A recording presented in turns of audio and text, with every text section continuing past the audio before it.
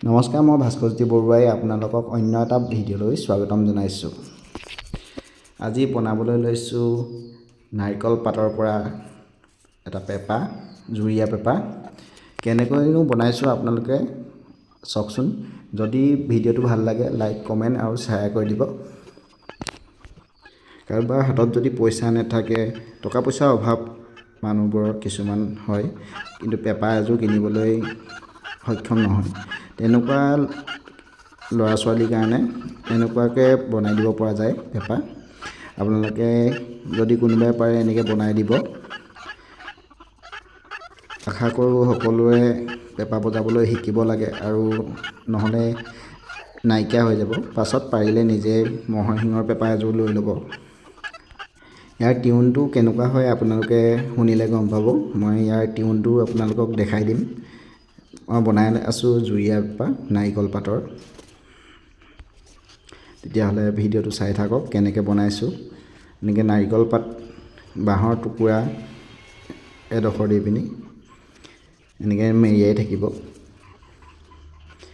আৰু এনেকৈ বেণ্ড কৰি দিব। অলপ বেণ্ড কৰোঁতে সাৱধান হ'ব, কাৰণ বেণ্ড কৰি দিলে মানে বস্তুটো ওলাই যোৱাৰ চান্স এটা থাকে।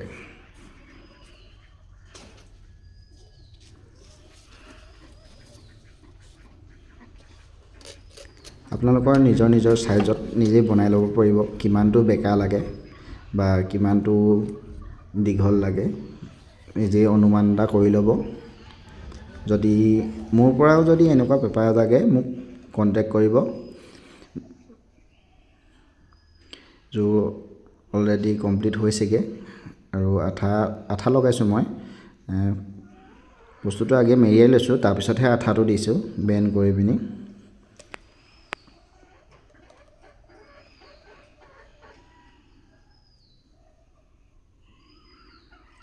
এয়া হৈ গ'ল আমাৰ জুৰীয়া পেপা।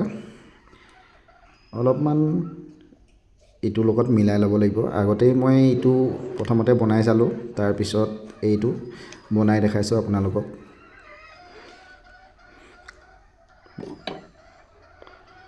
জুৰীয়াকৈ নহ'লেও ছিংগুলকৈ বনায়ো শিকিব পাৰিব।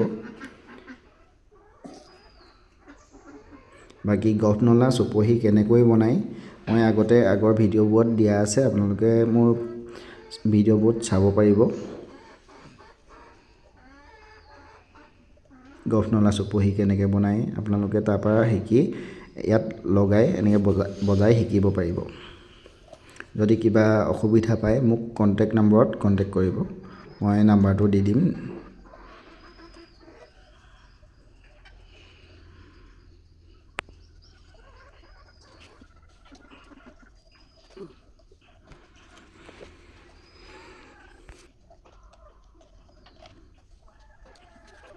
প্ৰায় আমাৰ পেপাযোৰ সম্পূৰ্ণ হৈছেগৈ, আৰু অলপ বাকী আছে।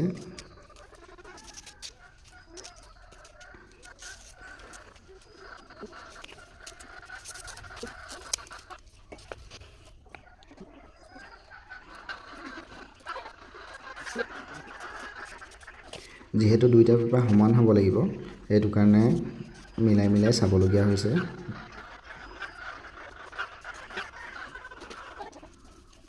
কাৰণ দীঘল হ'লেও বা চুটি হ'লেও টিউনটো নিমিলিব।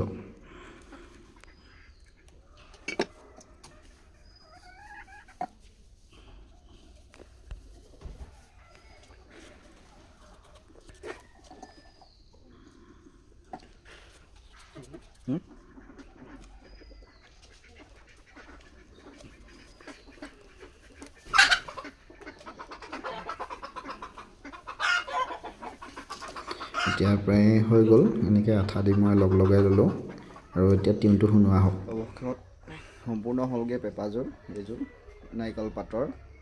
ইয়াৰ টিউনটো আপোনালোকক দেখাই দিছোঁ।